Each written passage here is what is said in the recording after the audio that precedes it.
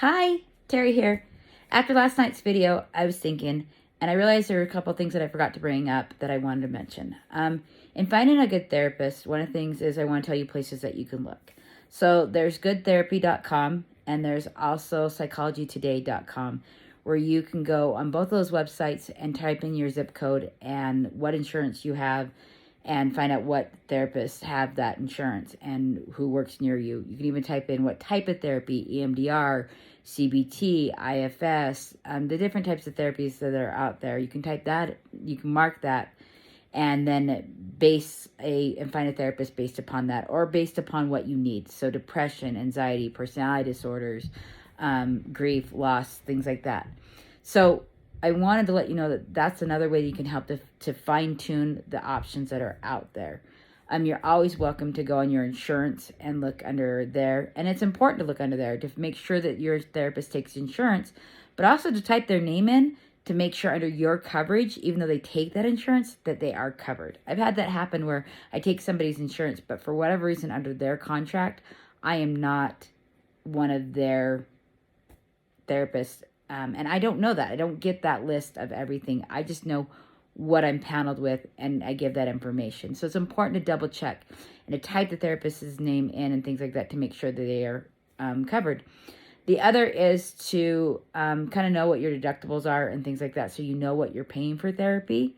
Another is knowing when the busy seasons are. So I always get busy towards August because people started meeting their deductibles. And so they're like, hey, I can go to therapy for free, or I can go to therapy for a copay and things like that. So knowing that information can also play in to when and getting the right therapist for you. So know that those are the busy times.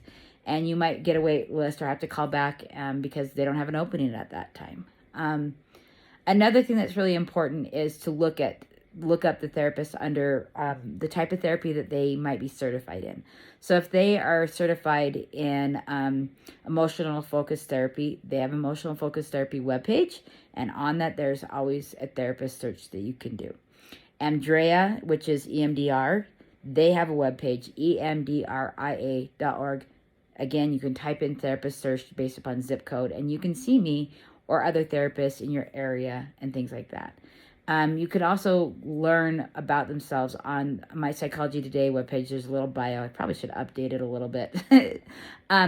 But you can find out a little bit about my history, a little about what I do, and kind of get to know me a little bit through that. So use those resources that are there to be able to help decipher, is this somebody you even want to call or work with? The other thing is typing in what you actually need. Or I have actually clients who call their insurance and let their insurance do the work. They call their customer service and say, hey, I'm suffering from depression and I have anxiety and I have trauma. I need a therapist who works with these things. And so having the insurance do that work for you can be really beneficial. And they can even do the call to see if the therapist has openings to find you the therapist because you're struggling or having a hard time being able to do that. So I wanted to list you those little extra tidbits and information. Hopefully that you find it helpful. And I look forward to talking to you again. Bye.